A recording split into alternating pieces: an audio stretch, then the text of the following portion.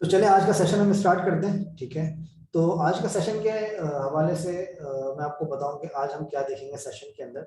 आज के सेशन के अंदर हम समझेंगे कि रिएक्ट जेएस के अंदर कंपोनेंट जो है वो क्या होता है और किस तरीके से आप कंपोनेंट क्रिएट करते हैं और कंपोनेंट को आप कैसे कहाँ पर और क्यों यूज करते हैं। ठीक है, ये वाला पार्ट आज के सेशन के अंदर हम देखेंगे। और इसके अलावा मैं आपको कंपोनेंट से रेलिवेंट और भी कुछ चीजें मैं आपको बताऊंगा आज के सेशन के हवाले से। ठीक है, अच्छा सबसे पहले मैं आपके पास यहाँ पर अपनी प्रोजेक्ट की डायरेक्टरी के अंदर चले जाता हूँ। ये प्रोजेक्ट हमने जैसे कि कल वाली क्लास के अंदर हमने ये प्रोजेक्ट क्रिएट किया था रिएक्ट जेएस का।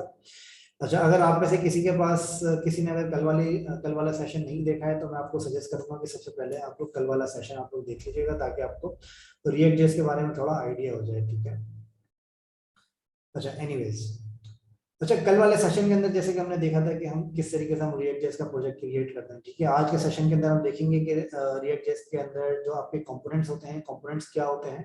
ठीक है, और फिर उसी से रेलिवेंट हम कुछ चीजें देखेंगे। अच्छा, कंपोनेंट की जब मैं बात करता हूँ रिएक्ट जेएस के अंदर, तो रिएक्ट जेएस के अंदर कंपोनेंट आपका क्या होता है कि फॉर एग्जांपल कंपोनेंट आपका जो रिएक्ट जेएस के अंदर जो कंपोनेंट का कॉन्सेप्ट है वो ये है कि आप जब कोई एक बहुत बड़ी वेबसाइट जब आप बनाते हैं या फिर कोई इवन कि आप कोई छोटी छोटी वेबसाइट आप बनाते हैं, तो एक वेबसाइट के अंदर फॉर एग्जांपल समटाइम्स ऐसा होता है कि आपको मल्टीपल पेजेस के ऊपर सेम एचटीएमएल का कोड आपको यूज करना पड़ता है। ठीक है, फॉर एग्जांपल अगर मैं आपको एग्जांपल दूं तो यहाँ पर आपके पास एक वेबसाइट है fortunes.com। ठीक है, और इसी तरह से मैं एक वेबसाइट आपके पास ग्लोबल खोल देता हूँ जिसके अंदर एक है facebook.com। ठीक है, अब अगर आप यहाँ पर fortunes.com देखेंगे तो fortunes.com के अंदर आपको यहाँ पर पोस्ट नजर आ रही है। ठीक है, अब ये जो पोस्ट आपको यहाँ पर नजर आ रही है इसके अंदर आपके पास यहाँ पर ये वाली जो आपके पास एचटीएमएल का जो स्ट्रक्चर है, ये वाला जो आपके पास एचटीएमएल का स्ट्रक्चर है, ये स्ट्रक्चर आपका सेम है। इस स्ट्रक्चर के अंदर आपके पास कोई भी डिफरेंस नहीं है। ठीक है, फॉर एग्जांपल अगर मैं यहाँ नीचे जाता हूँ तो यहाँ पर आपको ये स्ट्रक्चर आपको सेम नजर आएगा। इस पोस्ट का स्ट्रक्चर आपको कैसे सेम नजर आएगा कि जो आपको यहाँ पर डिस्क्रिप्शन नजर आ रही है वो आपको डिस्क्रिप्शन आपको हर पोस्ट के अंदर नजर आएगी ऊपर। और इसके अंदर कुछ पोस्ट के अंदर आपको यहाँ पर इमेजेस नजर आती हैं और कुछ पोस्ट के अंदर आपको यहाँ पर वीडियोस नजर आती है। ठीक है, और इसी तरीके लेकिन आपको जो पैटर्न होता है वो पैटर्न आपका सेम होता है। पैटर्न क्या होता है आपका, फॉर एग्जाम्पल अगर आप यहाँ पर देखते हैं तो आपके पास ये एक कंपोनेंट आपका बार बार रिपीट हो रहा है। ठीक है, और इस कंपोनेंट के अंदर और मतलब इस बॉक्स के अंदर आपके पास क्या होता है कि टॉप पर आपके पास डिस्क्रिप्शन होती है, फिर उसके बाद नीचे आपके पास यहाँ पर इमेज होती है, फिर इस इमेज के बाद नीचे आपके पास कमेंट्स होते हैं। ठीक है, तो इस तरह का आपके पास यहाँ पर पैटर्न होता है जिसको आप यहाँ पर फॉलो करते हैं। ठीक है, अच्छा अब ये जो आपका बॉक्स यहाँ पर आ रहा है, यही बॉक्स अगर आप यहाँ पर अपने पेजेस के ऊपर जाएंगे, फॉर एग्जांपल मैं जाता हूँ ilms.com के ऊपर, तो ilms.com के ऊपर जब मैं जाता हूँ तो यहाँ पर भी आपको ये बॉक्स आपको यहाँ पर भी नजर आएगा। ठीक है, और सेम कंपोनेंट आपको यहाँ पर भी नजर आएगा लेकिन ये आपका डिफरेंट पेज है। ठीक है, अब फॉर एग्जांपल अगर आपको इसका कोड अगर आपको सेम रखना है और आप इस कोड को स्केलेबल रखना चाह रहे हैं या फिर आप बार बार इस कोड को मॉडिफाई करना नहीं करना चाह रहे, कि फॉर एग्जांपल आपके पास ये वाला जो कोड है आपके पास, ये आपके फॉर एग्जांपल 20 टेम्पलेट्स के अंदर आपने यूज किया। ठीक है, इसी तरीके से अगर मैं fortunes.com की आपको एग्जांपल दूं तो इसके अंदर आपके पास कुछ सेक्शंस ऐसे आते हैं जो कि आप बार बार यूज करते हैं। फॉर एग्जांपल इसके अंदर अगर आप यहाँ पर नोटिस करें तो आपके पास यहाँ पर एक ये सेक्शन ऐसा आ रहा है जो कि आपके पास हर पेज के ऊपर आपको नजर आएगा। ठीक है, अगर मैं यहाँ पर कार कंपटीशन को अगर मैं यहाँ पर ओपन करूँ तो यहाँ पर भी आपको ये सेक्शन नजर आएगा। इसी तरीके से अगर ये सेक्शन आप यहाँ पर नोटिस करें तो ये वाले सेक्शन आपको मल्टीपल पेजेस के ऊपर नजर आएंगे। अब फॉर एग्जांपल अगर आप यहाँ पर एक पेज के अंदर अगर आप यहाँ पर इसकी एचटीएमएल को चेंज करते हैं तो आपको हर पेज के ऊपर आपको चेंज करना पड़ेगा। तो इस कॉन्सेप्ट को आगे लेके चलते हुए रिएक्ट जेएस के अंदर क्या होता है कि रिएक्ट जेएस के अंदर आपके पास एक कंपोनेंट वाला कॉन्सेप्ट रिएक्ट जेएस के अंदर आपके पास आता है। ठीक है, तो कंपोनेंट के अंदर आप क्या करते हैं कि आप एक अलग फाइल आप एक बना देते हैं जिसको आप नाम रख देते हैं। फॉर एग्जांपल अगर आप यहाँ पर देखें तो आपके पास यहाँ पर एक हेडर आपका एक ऐसी चीज होती है जो कि आपके पास हर पेज के ऊपर आपके पास आ रही होती है। ठीक है, अब फॉर एग्जांपल आप क्या करेंगे, आप यहाँ पर एक हेडर के नाम से एक फाइल आप यहाँ पर बनाएंगे। अच्छा, कल मैंने एक फाइल यहाँ पर हेडर के नाम से बनाई थी, इसको मैं यहाँ से रिमूव करके मैं दोबारा आपको यहाँ पे बना के दिखा देता हूँ, क्योंकि इसके अंदर अब मैं आपको थोड़ा सा डिटेल में बताऊंगा कि डिटेल के अंदर मतलब आप हेडर को किस तरीके से आप यहाँ पर कॉल करते हैं और यहाँ पर कंपोनेंट के अंदर आपके पास क्या डिफरेंसेस आपके पास होते हैं। ठीक है, अब जैसे कि कल वाले सेक्शन के अंदर भी मैंने आपको बताया था कि फॉर एग्जाम्पल अगर आप यहाँ पर एक कंपोनेंट आप बनाते हैं, अब जैसे यहाँ पर आपको कोई भी अगर आपको यहाँ पर डॉट जेएस की फाइल आपको नजर आ रही है, तो डॉट जेएस की फाइल के अंदर क्या होता है कि जो आपके डॉट जेएस की फाइल होती है वो आपके पास एक कंपोनेंट होता है रिएक्ट जेएस का, ठीक है। अब वो कंपोनेंट आप अपने पास एक जगह पे यूज करें या आप मल्टीपल जगह पे आप उसको यूज करें, आपका सेम तरीका आपको यूज करने का होता है उसको, ठीक है। अब इसके अंदर फॉर एग्जांपल जब आप यहाँ पर अब आपको फॉर एग्जांपल यहाँ पर एक हेडर का एक कंपोनेंट बनाना है, तो इसके लिए मैं क्या करूंगा, सबसे पहले जैसे कि फॉर एग्जांपल हमने अपने पुराने सेशंस के अंदर देखा था कि हम अपनी हमने क्या किया था कि हमने अपना एक कोड हमने अपना ये सेम कोड को मल्टीपल पेजेस के अंदर हमने वहां पर कॉपी किया था, ठीक है। लेकिन इसके अंदर हम क्या करेंगे, हमें फॉर एग्जांपल यहाँ पर एक वेबसाइट हमें बनानी है फॉर्च्यूनर्स टाइप की, ठीक है। अब इस वेबसाइट को बनाने के लिए आप क्या करते हैं, सबसे पहले आप यहाँ पर app.js के अंदर आप अपना स्ट्रक्चर आप यहाँ पर डिजाइन करते हैं। स्ट्रक्चर डिजाइन करने के लिए आप यहाँ पर बनाते हैं मेन का एक सेक्शन, ठीक है। मेन का सेक्शन बनाने के बाद आप यहाँ पर बनाते हैं फॉर एग्जांपल आप यहाँ पर बनाते हैं हेडर, ठीक है। हेडर के बाद आपको यहाँ पर चाहिए फॉर एग्जांपल यहाँ पर आपको चाहिए हीरो सेक्शन, ठीक है। अब इस हीरो सेक्शन के बाद आपको यहाँ पर चाहिए एक, अगर मैं होम पेज पे जाता हूँ, आपको यहाँ पर चाहिए एक इस तरह का फीचर्ड सेक्शन, ठीक है। टाइमर सेक्शन आप इसको कह सकते हैं, टाइमर सेक्शन, ठीक है। इसी तरीके से अगर आप यहाँ पर नीचे जाते हैं तो आपको यहाँ पर बैनर सेक्शन चाहिए। अब यहाँ पर मैं कह सकता हूँ इसको बैनर सेक्शन। अच्छा, एग्जाम्पल के तौर के ऊपर मैं यहाँ पे चार अपने सेक्शन में यहाँ पे यूज कर लेता हूँ, और इन चारों सेक्शन को मैं क्या करता हूँ, यहाँ पर मैं इसको लगा देता हूँ div, या फिर मैं यहाँ पे लगा देता हूँ हेडर। अब हेडर के अंदर मैं यहाँ पे लगाता हूँ आईडी हेडर, ठीक है।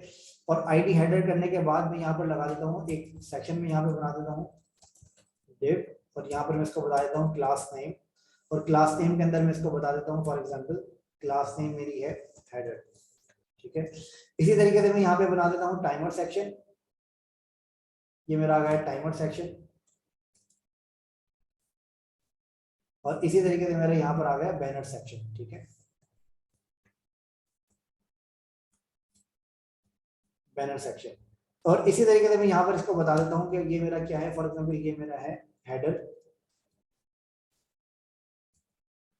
ये मेरा हेडर है, ठीक है। अच्छा, यहाँ पे मैंने इसको बता दिया हेडर, और इसको मैंने बता दिया टाइमर सेक्शन। अब इतना जो कोड मैंने यहाँ पे लिखा है, इसके अंदर आप लोगों को कोई प्रॉब्लम नहीं होनी चाहिए, क्योंकि ये कोड हम ऑलरेडी HTML के सेक्शंस के अंदर, HTML के जो हमारा सेशन है उनके अंदर हम इन चीजों को ऑलरेडी कवर कर चुके हैं, ठीक है। तो इनके अंदर आपको कोई प्रॉब्लम नहीं होनी चाहिए आई गेस, ठीक है। ये हमारा है हीरो सेक्शन।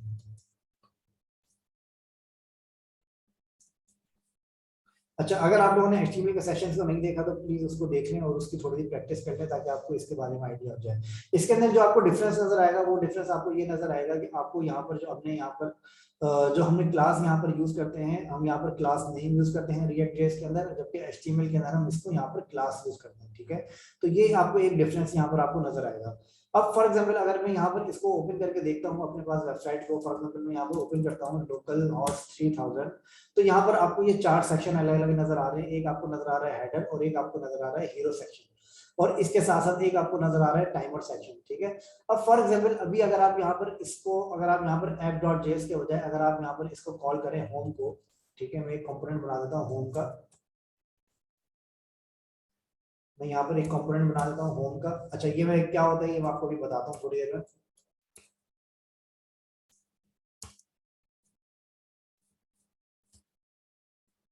ठीक है। यहाँ पर मैंने एक फाइल बनाई home.js, home.js के अंदर मैं इसको बता देता हूँ एक्सपोर्ट डिफॉल्ट फंक्शन होम,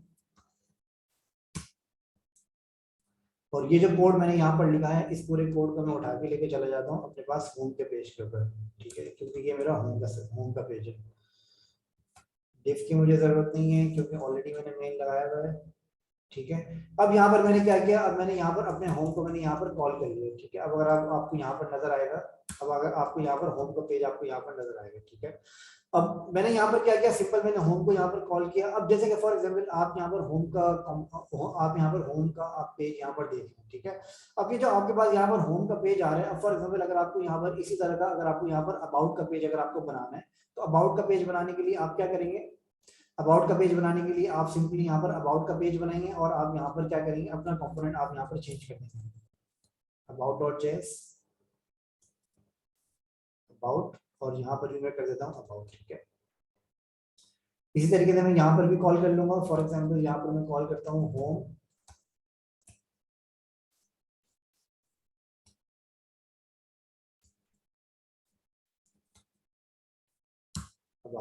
ठीक है।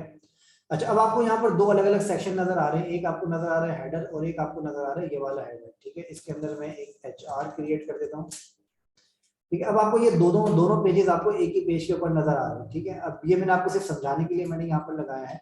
अच्छा, इसके अंदर आपको जो कंपोनेंट का जो आपका कॉन्सेप्ट होता है, फॉर एग्जांपल हमने यहाँ पर क्या किया, हमने यहाँ पर दो अलग अलग पेजेस बनाए, एक पेज हमने बनाया होम का और एक पेज हमने बनाया अबाउट का, ठीक है। अब जो आपके पास होम और अबाउट का पेज जो आपके पास यहाँ पर आ रहा है, ये होम और अबाउट का पेज आपके पास यहाँ पर अलग अलग पेजेस के अंदर आएगा। अब इसके अंदर आपके पास यहाँ पर हेडर वाला जो पार्ट आपका आ रहा है, फॉर आप जैसे ये कंसिडर करें कि ये हेडर के अंदर आपके पास सारी चीजें आती हैं, जिसके अंदर आपके पास इसका लोगो भी आता है, आपके पास इसके अंदर इसका मेन्यू भी आता है, आपके पास इसके अंदर और भी काफी सारी चीजें हेडर के अंदर आपके पास आती है, जैसे कि आपको यहाँ पर नजर आ रहा है, ठीक है। तो ये आपका पूरा हेडर का पार्ट है। अच्छा, अब फॉर एग्जाम्पल आपके पास यहाँ पर एक लंबा चौड़ा एक हेडर का कोड आपने यहाँ पर लिखा हुआ है और वही कोड आपको यहाँ पर अबाउट के पेज पे भी चाहिए, क्योंकि जाहिर है अबाउट के पेज के ऊपर भी आपके पास वो हेडर आपके पास यहाँ पर आ रहा होगा, ठीक है। तो आपको क्या करना पड़ेगा, आपको यहाँ पर ये हेडर के कोड को आपको कॉपी पेस्ट करके आपको इन दोनों जगह पे रखना पड़ेगा। अब फॉर एग्जाम्पल इसी तरह के आपके पास पेजेस हैं, फॉर एग्जाम्पल 50 पेजेस हैं आपके पास आपकी वेबसाइट के ऊपर, तो आपको अगर फॉर एग्जाम्पल अगर आपको एक जगह चेंज करना है तो आपको हर जगह हर पेज के ऊपर आपको 50 जगह पे आपको चेंज करना पड़ेगा अपने हेडर के अंदर, ठीक है। तो इस चीज से बचने के लिए हम यहाँ पर क्या करते हैं, इस चीज से बचने के लिए हमारे पास यहाँ पर होता है हमारा एक कंपोनेंट, ठीक है। कंपोनेंट आपका क्या होता है, कंपोनेंट आपको सबसे पहले कंपोनेंट आपको क्या होता है, कंपोनेंट आपकी एक फाइल होती है और उस फाइल को आप यूज कर रहे होते हैं मल्टीपल प्लेसेस के ऊपर, ठीक है। मल्टीपल प्लेसेस का मतलब ये है कि फॉर एग्जांपल जैसे कि हमने यहाँ पर एक होम बनाया और हमने यहाँ पर एक अबाउट बनाया, इसी तरीके से हम यहाँ पर क्या करते हैं, हम यहाँ पर एक नया फोल्डर बनाते हैं। इस फोल्डर का हम यहाँ पर नाम देते हैं कंपोनेंट्स के नाम से, ठीक है। मैं इसकी बेस्ट प्रैक्टिस में आपको बता रहा हूँ। इस फोल्डर के हमने यहाँ पर इस फोल्डर के अंदर हमने यहाँ पर नाम दिया कंपोनेंट्स। अब कंपोनेंट्स के अंदर हमारे पास क्या है, कंपोनेंट्स के अंदर हमारे पास मल्टीपल कंपोनेंट्स यहाँ पर हो सकते हैं। मल्टीपल कंपोनेंट्स का मतलब ये है कि मैं इसके अंदर एक कंपोनेंट बना सकता हूँ हेडर के नाम से, ठीक है, header.js के नाम से। अब इसी तरीके से header.js के अलावा मैं यहाँ पर एक कंपोनेंट बना सकता हूँ, इसी तरीके से मैं यहाँ पर एक कंपोनेंट बना सकता हूँ फुटर के नाम से, ठीक है, footer.js और header.js। इसी तरीके से मैं यहाँ पर एक कंपोनेंट बना सकता हूँ फॉर एग्जांपल hero section.js, ठीक है। तो ये तीन मैंने कंपोनेंट आपको समझाने के लिए मैंने यहाँ पर बनाए हैं। अच्छा, अब जब आप ये तीन कंपोनेंट आप यहाँ पर बनाते हैं तो हर कंपोनेंट के अंदर आपका क्या होता है, हर कंपोनेंट के अंदर आपके पास यहाँ पर कुछ ना कुछ एक्सपोर्ट्स होते हैं, ठीक है। एक्सपोर्ट्स का क्या मतलब होता है कि आप जो भी इन कंपोनेंट्स के अंदर अब फॉर एग्जांपल जब आप यहाँ पर कंपोनेंट बनाते हैं तो जाहिर सी बात है कि आपको ये कंपोनेंट कहीं ना कहीं किसी ना किसी पेजेस के ऊपर आपको यूज करने पड़ेंगे, ठीक है। अब फॉर एग्जांपल अगर आपने यहाँ पर हेडर का कंपोनेंट बनाया तो जाहिर है आपका हेडर का कंपोनेंट आपके होम के पेज पे भी आ रहा होगा और आपके अबाउट के पेज पे भी आ रहा होगा, और इसी तरीके से अगर आपके पास मल्टीपल पेजेस हैं तो वहां पर भी होम का कंपोनेंट आपका आ रहा होगा, सॉरी हेडर का कंपोनेंट आपका आ रहा होगा, ठीक है।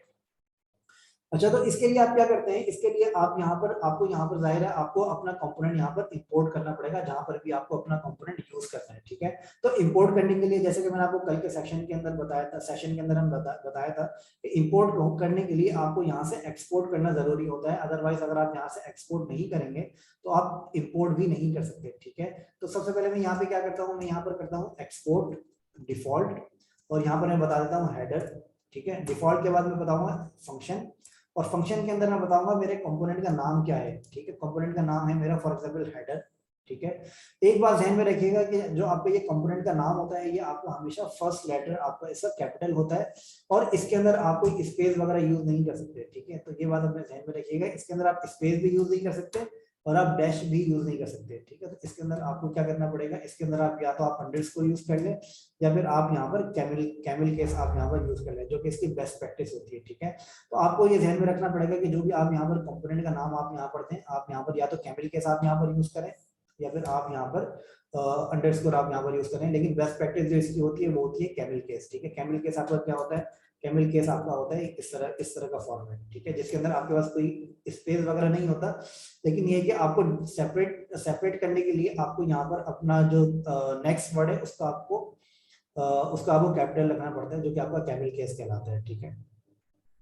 अच्छा, मैंने यहाँ पर एक हेडर का कंपोनेंट बनाया और हेडर का कंपोनेंट बनाने के बाद मैंने यहाँ पर क्या किया, मैंने यहाँ पर इसको फंक्शन बनाया। फंक्शन को कैसे बनता है, फंक्शन बनाने के लिए मैंने यहाँ पर एक तो फंक्शन मुझे यहाँ डिफाइन करना पड़ेगा और इसके साथ साथ मुझे यहाँ पर अपने पास मल्टीपल मुझे यहाँ पर ब्रैकेट्स डालने पड़ेंगे जिससे मेरा ये फंक्शन बन जाएगा। ठीक है, अच्छा फंक्शन बनाने के बाद आपके पास यहाँ पर दो मेथड होते हैं। एक मेथड आपके पास होता है सॉरी इसके बाद आपके पास यहाँ पर एक मेथड होता है जो कि आपका कहलाता है रिटर्न।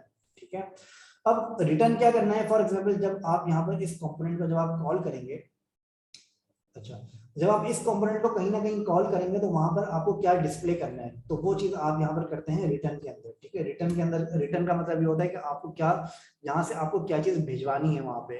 ठीक है, भिजवाने का मतलब ये है कि अगर फॉर एग्जाम्पल अगर आप यहाँ पर हेडर को अगर आप यहाँ पर एज अ कंपोनेंट आप यहाँ पर यूज करते हैं तो आपको यहाँ पर हेडर से यहाँ पर क्या भिजवाना है, तो जाहिर है आपको यहाँ पर हेडर के अंदर से आपको यहाँ पर अपना ये कंपोनेंट यहाँ से भिजवाना पड़ेगा। ठीक है, अच्छा जब आप ये कंपोनेंट अपना यहाँ से भिजवाते हैं हेडर के अंदर से, तो अब आपका ये एक्सपोर्ट डिफॉल्ट आपको यहाँ पर ये चीज क्लियर हो गई कि आपको यहाँ पर ये आपने हेडर को यहाँ से एक्सपोर्ट किया। अब एक्सपोर्ट करने के बाद आप यहाँ पर क्या कर सकते हैं, आप यहाँ पर अपने इस पूरे कोड को आप यहाँ से रिमूव करके आप यहाँ पर अपने हेडर को यहाँ पर आप इंपोर्ट कर सकते हैं। ठीक है, अच्छा इंपोर्ट करने के लिए आपको यहाँ पे क्या करना होगा, आपको यहाँ पर सबसे पहले आपको यहाँ पर हेडर लगाना होगा और हेडर लगाने के बाद आपको यहाँ पर इंपोर्ट करना पड़ेगा। ठीक है, आप चाहे तो इसको पहले कर लें या फिर आप चाहे तो इसको पहले कर लें, लेकिन आपको ये दोनों काम आपको करने पड़ेंगे। एक आपको यहाँ पे इंपोर्ट करना पड़ेगा और एक आपको यहाँ पर हेडर को यहाँ पर इनिशियलाइज करवाना होगा कि आपको वो अपना कंपोनेंट एचटीएमएल की कौन सी जगह पे आपको चाहिए अपना वो कंपोनेंट। ठीक है, अब अगर आप यहाँ पर देखेंगे अपने पास, यहाँ पर अगर आप देखेंगे तो यहाँ पर मेरे पास एरर आ रहा है about.js not found। ठीक है,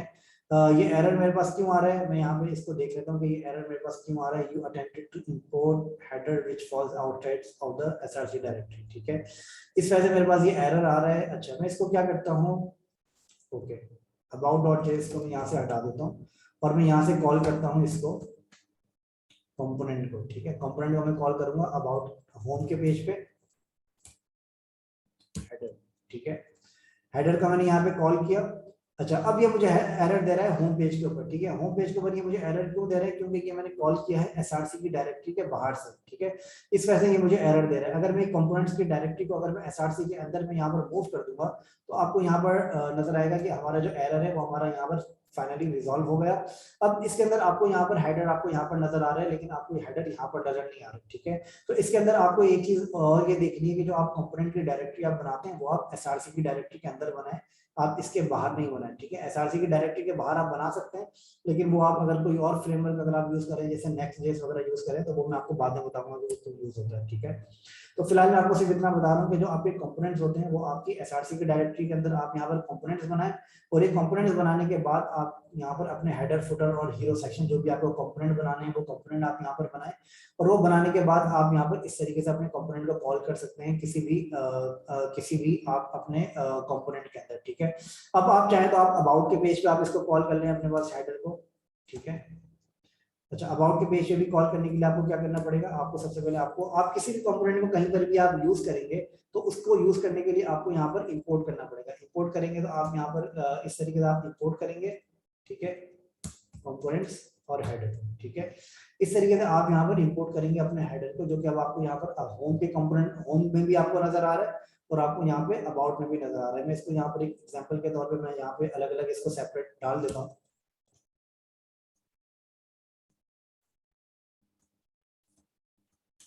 ठीक है,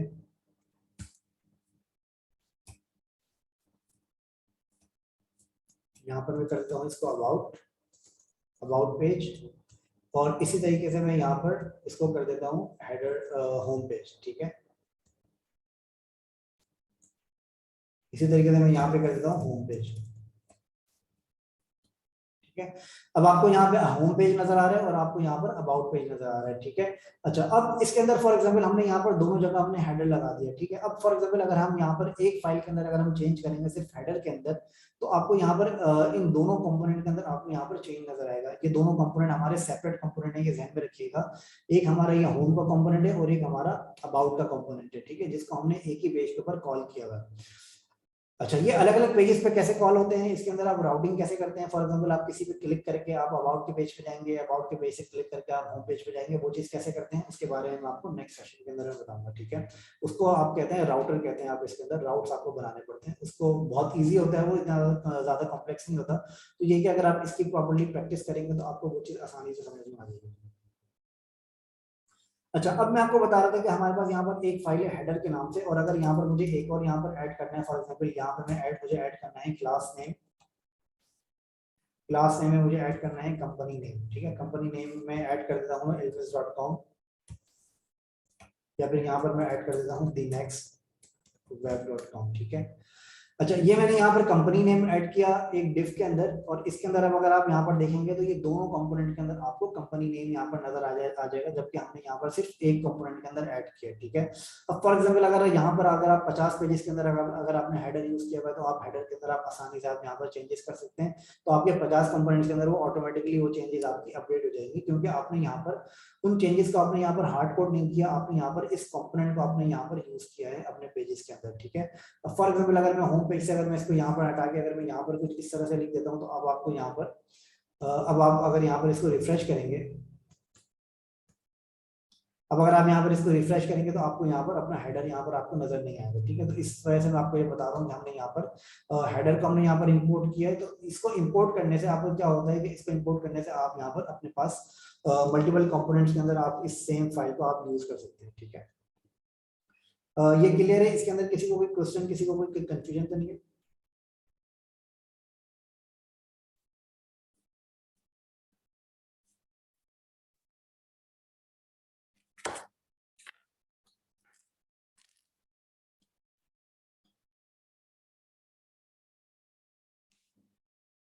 ऑल क्लियर।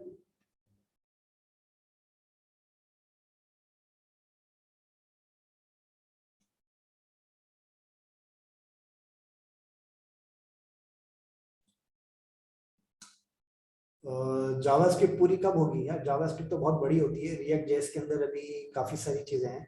अब ये है कि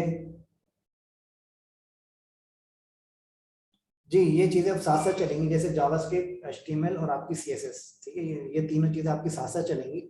उसकी वजह ये है कि सबसे पहले मैंने आपको बेसिक्स बता दी एचटीएमएल के बारे में, फिर मैंने आपको बेसिक्स बता दी सीएसएस की, उसके अलावा मैंने आपको बेसिक्स बता दी जावास्क्रिप्ट की, ठीक है। अब इन तीनों को आप एक प्रैक्टिकल वेबसाइट के अंदर आप कैसे कंबाइन करेंगे, कैसे कंबाइन करते हैं, और प्रॉपर्ली आप प्रोफेशनली वेबसाइट के ऊपर कैसे इंप्लीमेंट करते हैं, वो चीजें मैं अभी आपको बता दूं कि उसके ऊपर आप कैसे काम करते हैं, ठीक है। तो HTML CSS की ऑलरेडी आप प्रैक्टिस कर चुके हैं, इसी तरीके से आप जावास्क्रिप्ट की प्रैक्टिस कर चुके हैं बेसिक, और इसी तरीके से आप CSS की भी प्रैक्टिस कर चुके हैं, ठीक है। तो अब हम काम कर रहे हैं जावास्क्रिप्ट प्लस रिएक्ट जेएस और प्लस HTML और CSS, ठीक है। तो जावास्क्रिप्ट, HTML और CSS अब हमारी साथ साथ चल रही है, ठीक है। अच्छा, मैं आपको ये प्रेफर करूंगा कि अगर आप लोगों में से किसी को इसके बारे में कोई कॉम्प्लेक्सिटी आ रही है तो मुझे प्लीज बता दीजिएगा, तो ताकि मैं उस चीज को साथ साथ क्लियर करता हुआ चलूं, ठीक है। तो आप लोगों को मैं बिल्कुल हेल्प करूंगा इसके अंदर, कि अगर आप लोगों को इसके अंदर थोड़ी, अगर आपको कोई कॉम्प्लेक्सिटी अगर आपको लग रही है तो प्लीज मुझे बता दीजिएगा, मैं आप लोगों का थोड़ा सा आप लोगों की थोड़ी सी और ज्यादा गाइडेंस आपको आपकी कर दूंगा, ठीक है।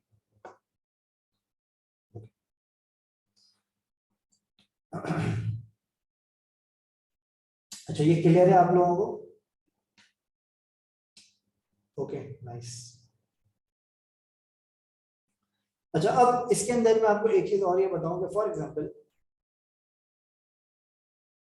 अच्छा इसके अंदर मैं एक चीज आप लोगों को और बताऊं कि आपके पास यहाँ पर रिएक्ट जेएस के अंदर या जावास्क्रिप्ट के अंदर आपके पास, रिएक्ट जेएस के अंदर स्पेशली आपके पास यहाँ पर दो और आपके पास यहाँ पर टर्म्स होती हैं, ठीक है।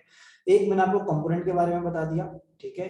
कंपोनेंट के अंदर अगर आप यहाँ पर नोटिस करें तो आपको यहाँ पर एक फंक्शन आपको यहाँ पर नजर आता है, ठीक है। फंक्शन आपका क्या काम करता है, फंक्शन आपका ये काम करता है, मैं आपको फंक्शन के बारे में बता रहा हूँ।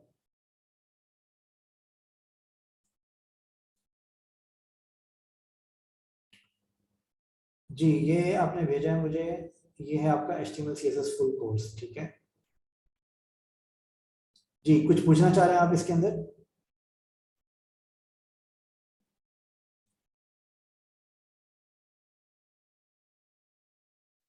जी, आप इसके अंदर कुछ पूछना चाह रहे हैं।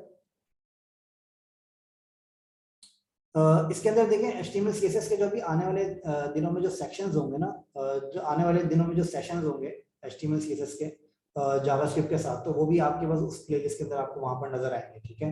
तो अभी ये प्योरली जैसे हमारे जावास्क्रिप्ट के सेशंस हो रहे हैं, तो इस वजह से वो आपको HTML की प्लेलिस्ट में नजर नहीं आ रहे, तो इसके लिए मैंने आपको एक सेकंड प्लेलिस्ट में आपको शेयर करी है जावास्क्रिप्ट, ठीक है। तो वो जो जावास्क्रिप्ट का सेशन है वो आपके जावास्क्रिप्ट में नजर आएंगे, और जो आपके HTML CSS के सेशन है वो आपको HTML CSS में नजर आएंगे, ठीक है।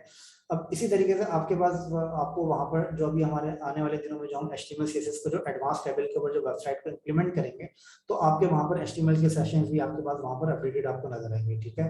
तो ये चीजें आपकी साथ साथ चलेंगी, और इसके अंदर मैं आपको जैसे कि हम मजीद फर्दर क्लासेस हम लेंगे, तो उसके अंदर वो प्लेलिस्ट आपकी और ज्यादा अपडेट होती जाएगी, ठीक है। तो इसके अंदर वो प्रॉपर पूरी कंप्लीट नहीं है अभी, तो इसके अंदर जो भी हम मजीद सेशन हम वहां पर ऐड करेंगे, फिर उसके बाद वो प्लेलिस्ट आपकी कंप्लीट होगी, ठीक है। अच्छा, एक रिक्वेस्ट मैं आप लोगों से करूंगा कि अगर आप लोगों में से किसी के पास जावास्क्रिप्ट के सेशन की प्लेलिस्ट नहीं है, तो वो प्लीज मुझे बता दीजिएगा, ठीक है। तो उसकी वो मैं आपको शेयर कर दूंगा।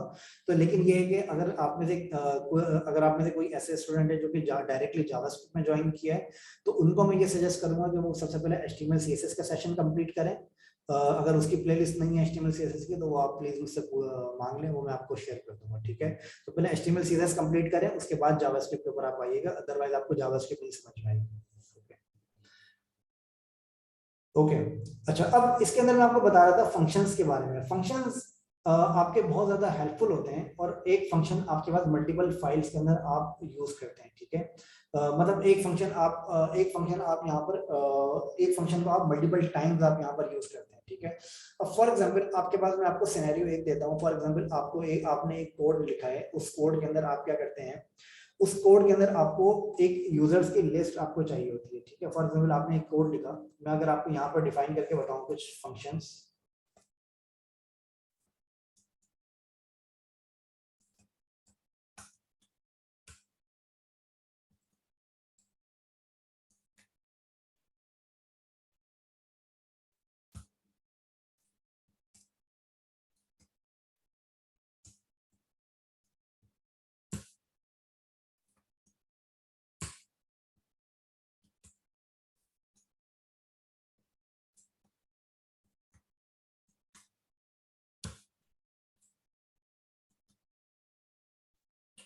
अच्छा, अभी मैंने यहाँ पर एक फंक्शन लिखा जो कि मेरा यूज इफेक्ट है, ठीक है। अब ये यूज इफेक्ट को फिलहाल आप इग्नोर करिएगा। ये यूज इफेक्ट मैं आपको सिर्फ ये समझा देता हूँ कि यूज इफेक्ट आपका तब कॉल होता है जब आपका कंपोनेंट आपका पूरा लोड हो जाए, ठीक है। उसके बाद आपका ये यूज इफेक्ट कॉल होता है। इसके अंदर मैं अलर्ट के बजाय मैं कंसोल लॉग करवा देता हूँ, वरना ये बार बार मुझे अलर्ट देता रहेगा, ठीक है। अच्छा, ये यूज इफेक्ट हमारा कॉल होता है जब हमारा कंपोनेंट लोड हो जाए, उसके बाद हमारे यूज इफेक्ट हमारा कॉल होता है, ठीक है। अब यहाँ पर आपको यूज इफेक्ट आपको यहाँ पर नजर आएगा, ठीक है। अब इसके अंदर ये जो यूज इफेक्ट हमने यहाँ पर लगाया, इससे पहले फॉर एग्जांपल अगर मुझे यहाँ पर कैलकुलेट करवाना है कुछ, ठीक है। फॉर एग्जांपल मुझे यहाँ पर कैलकुलेट करवाना है, कैलकुलेट प्रोडक्ट टोटल कॉस्ट,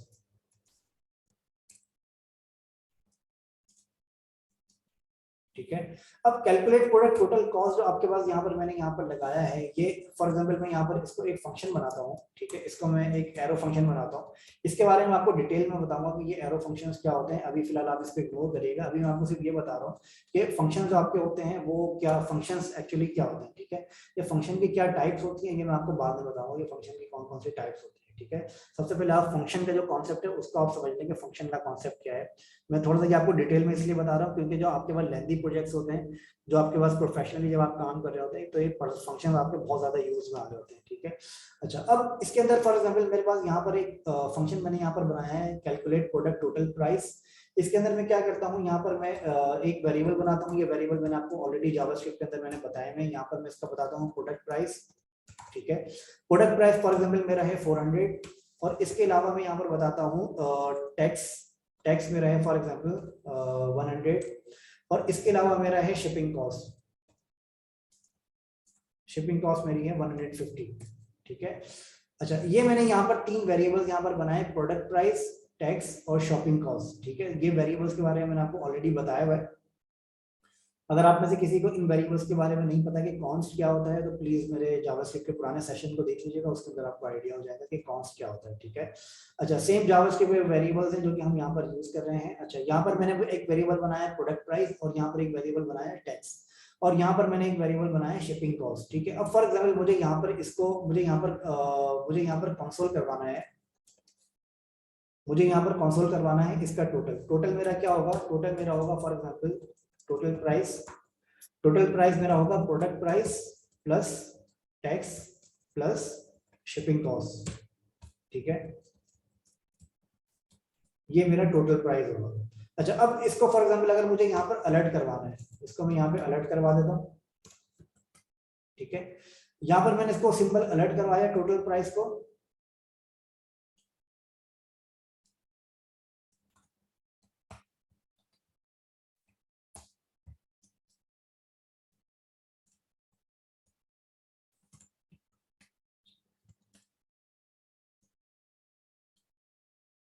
अच्छा, यहाँ पर आपको नजर आएगा टोटल प्राइस, ठीक है। अब ये जो टोटल प्राइस को मैंने यहाँ पर कंसोल करवाया है। अब अगर आप, अब फॉर एग्जांपल अगर मैं आपको एक एग्जांपल दूं कि जो आपका टोटल प्राइस है वो टोटल प्राइस आपका एक किसी स्पेसिफिक सिनेरियो में भी कॉल होना चाहिए, और उसके अलावा आपका वो टोटल प्राइस अगर आप कोई वैल्यूज चेंज करें तो उसके अंदर भी कॉल होना चाहिए, ठीक है। इसकी मैं अगर आपको एक एग्जांपल दूं, रियल एग्जांपल, जो रियल प्रोजेक्ट की जो एग्जांपल है, अगर मैं वो आपको दूं तो उससे आपको ये आइडिया होगा कि ये किस तरीके से काम करेगा। फॉर एग्जांपल ये एक वेबसाइट है bankanas.com के नाम से, ठीक है।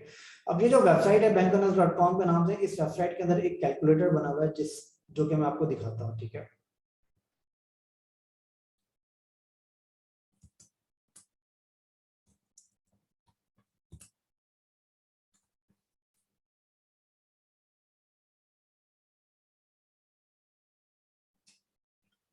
अच्छा, अब ये जो वेबसाइट आपको यहाँ पर नजर आ रही है, अब इस वेबसाइट के अंदर आपको यहाँ पर टोटल प्राइस आपको यहाँ पर नजर आ रहा है 8751, ठीक है। अब इसके अंदर आप क्या करते हैं, अगर आप यहाँ पर नोटिस करें, मैं इसको थोड़ा सा जूम कर देता हूँ ताकि आपको क्लियरली नजर आ जाए, ठीक है। अगर आप यहाँ पर नोटिस करें तो इसके अंदर आपके पास क्या होता है कि फॉर एग्जांपल मैं यहाँ पर रिप्लेसमेंट व्हीकल को भी मैं यहाँ पर चेक लगा देता हूँ 75, ठीक है। अभी यहाँ पे जो प्राइस आ रहा है मेरे पास वो 751 आ रहा है। अगर मैं यहाँ पे चेक लगाऊंगा तो मेरे पास यहाँ पर ये प्राइस चेंज हो गया 830 हो जाता है, ठीक है। अब इसके अंदर जो मेरी वैल्यूज जो मेरी कैलकुलेट हो रही है, ठीक है, अब ये वैल्यूज जो मेरी कैलकुलेट हो रही है वो मेरी बार बार वैल्यूज कैलकुलेट हो रही है, ठीक है। बार बार वैल्यूज कैसे कैलकुलेट हो रही है, क्योंकि एक वैल्यू इसकी कैलकुलेट होती है जब मैं इसको रिफ्रेश करता हूँ, ठीक है। तो जैसे ही मैं इसको रिफ्रेश करूंगा, इस पेज के ऊपर आऊंगा तो मेरी वैल्यू यहाँ पर कैलकुलेट हो जाएगी। अब इसी तरीके से अगर मैं यहाँ पर इसको चेक लगाता हूँ तो यहाँ पर मेरी वैल्यूज ये दोबारा कैलकुलेट होती है, ठीक है। फॉर एग्जांपल इसकी पॉलिसी प्राइस है 715, इसकी एड ऑन प्राइस है 75, इसकी वेट प्राइस है 40, इसकी प्राइस है 830, ठीक है। अब इसकी मिसाल अगर मैं आपको एक और एग्जांपल दूं, फॉर एग्जांपल अगर आप कोई फूड पांडा के ऊपर या आप कोई दूसरी ऐप के ऊपर आप कोई ऑर्डर करते हैं, तो ऑर्डर करते वक्त जब आप चेकआउट कर रहे होते हैं तो चेकआउट के ऊपर वहां पर ऑप्शंस आपके पास आ रहे होते हैं कि आप उसको जो है वो आप उसको जो है वो डिलीवरी करवाएंगे या फिर आप खुद पिकअप करेंगे, ठीक है। अब फॉर एग्जांपल अगर आप डिलीवरी अगर आप करवाते हैं तो डिलीवरी के केस में क्या होता है कि आपको एडिशनल डिलीवरी चार्जेस आपको पे करने पड़ते हैं। अगर आप फॉर एग्जांपल अगर आप वहां पर पिकअप करते हैं तो पिकअप के ऊपर आपके पास कोई चार्जेस नहीं आते, लेकिन जब आप वहां पर ऑप्शंस को चूज कर रहे होते हैं तो वहां पर आपकी प्राइसिंग दोबारा कैलकुलेट हो रही होती है, ठीक है। तो वो आपकी कैसे होती है कि फॉर एग्जांपल अगर आपको वो प्राइस आपको 2 दफा कैलकुलेट करनी है तो उसके लिए आप यहाँ पर 2 दफा इस कोड को बार बार आप नहीं लिखते, ठीक है। अब यहाँ पर जैसे मैंने इस प्राइस को यहाँ पर मैंने कैलकुलेट किया है, तो इस प्राइस को कैलकुलेट मैंने यहाँ पर जो मैंने किया है, अब इस प्राइस को मैं बार बार कैलकुलेट नहीं करूंगा कि फॉर एग्जांपल इस प्राइस को मैं कैलकुलेट करूँ पेज लोड होने पर भी, और अगर मैं इस प्राइस को कैलकुलेट करूँ किसी के क्लिक करने पर भी, ठीक है। तो मैं बार बार इसको कैलकुलेट नहीं करूंगा। अगर मैं इसकी आपको एग्जाम्पल दूं तो इसके अंदर आप अगर यहाँ पर नोटिस करें, अगर मैं यहाँ पर आपको एक बटन यहाँ पर बनाकर दिखाऊं, ठीक है, तो ये बटन हमारा है फॉर एग्जांपल ऑन क्लिक, और इसको मैं बता देता हूँ कैलकुलेट प्राइस, ठीक है। और इसी तरीके से मैं यहाँ पर एक फंक्शन बना देता हूँ कॉन्स कैलकुलेट प्राइस, और यहाँ पर मैं इसको बता देता हूँ, बल्कि ये फंक्शन बनाने के बजाय मैं इसको यहाँ पर यही फंक्शन कॉल करवा देता हूँ, ठीक है, ताकि मेरा कोड रिपीट नहीं हो। अच्छा, अब आप अगर यहाँ पर नोटिस करें तो यहाँ पर मैंने यहाँ पर एक फंक्शन बनाया कैलकुलेट प्राइस का टोटल प्राइस का, ठीक है, जो कि आपको यहाँ पर नजर आ रहा है टोटल प्राइस 650, ठीक है। अब इसके अंदर फॉर एग्जांपल अब जो ये बटन मैंने यहाँ पर बनाया है इसके अंदर मैंने यहाँ पर कोई वैल्यू नहीं लिखी, कैलकुलेट टोटल अगेन। अब अगर आप यहाँ पर नोटिस करेंगे तो आपको यहाँ पर एक बटन नजर आ रहा है कैलकुलेट टोटल अगेन। अब जैसे ही मैं यहाँ पर कैलकुलेट टोटल अगेन को जैसे ही मैं यहाँ पर क्लिक करता हूँ तो आपको यहाँ पर नजर आएगा कि ये वाला मेरा फंक्शन जहाँ जिसमें मैंने ये कंसोल करवाया हुआ है, ये वाला फंक्शन मेरा दोबारा इनिशियलाइज हुआ है, मतलब इसने दोबारा इस प्राइस को कैलकुलेट किया है, ठीक है। अब जब ये दोबारा इस प्राइस को कैलकुलेट किया इसने, तो अब इसके अंदर आप जितनी बार भी आप क्लिक करेंगे तो आपका ये फंक्शन दोबारा इनिशियलाइज होता है। अब इसके अंदर इसके क्लिक करने के ऊपर मैंने बार बार उस फंक्शन को मैंने कॉल नहीं किया, मैंने बार बार इस कोड को मैंने यूज नहीं किया कहीं पर भी, ठीक है। मैंने क्या किया, मैंने यहाँ पर एक फंक्शन बनाया और इसी फंक्शन को मैं यहाँ पर अपने पास लोड करने पे भी मैं यूज कर रहा हूँ और क्लिक करने में भी मैं इसको यूज कर रहा हूँ। तो ये फंक्शन आपको हेल्प करता है कि आप एक फंक्शन को यूज करते हुए आप सेम काम को आप मल्टीपल टाइम्स आप कर सकते हैं, ठीक है। अब एक ही फंक्शन मैंने यहाँ पर बनाया है और इस फंक्शन को मैं मल्टीपल जगहों पे मैं इसको यूज कर सकता हूँ, ठीक है। तो ये आपका मेन पर्पस होता है अपने पास फंक्शन को रीयूज करने का। तो ये आपके क्या करता है कि फॉर एग्जाम्पल जब आपके पास बहुत बड़े बड़े कोड्स जब आपके पास होते हैं, जब आपके ये कोड्स बहुत ज्यादा लेंथी हो जाते हैं, तो ये फंक्शन आपको बहुत ज्यादा हेल्प करता है आपके कोड को मेंटेन करने के लिए, ठीक है। तो ये आपके बहुत ज्यादा अच्छी प्रैक्टिस होती है जिसको आप अपने पास यूज करते हैं। ये आपके पास जावास्क्रिप्ट के अंदर भी होते हैं और इसी तरह के फंक्शन आपके पास बैकएंड टेक्नोलॉजीज के अंदर भी होते हैं। फॉर एग्जांपल अगर आप जावास्क्रिप्ट को यूज करते हैं, इसी तरह से अगर आप कोई बैकएंड टेक्नोलॉजी यूज करते हैं, फॉर एग्जांपल अगर आप नोड.जेएस यूज करते हैं या फिर आप कोई पीएचपी यूज करते हैं या आप कोई जावा यूज करते हैं, तो उसके अंदर भी आपके पास ये वाला फंक्शन का जो कॉन्सेप्ट आपका होता है वो तकरीबन सिमिलर कॉन्सेप्ट होता है और उसके अंदर बस आपके सिंटैक्स डिफरेंट होते हैं, सिंटैक्स डिफरेंट होते हैं, मतलब इनको लिखने का अंदाज आपका डिफरेंट होता है। बाकी आपका जो फंक्शन का जो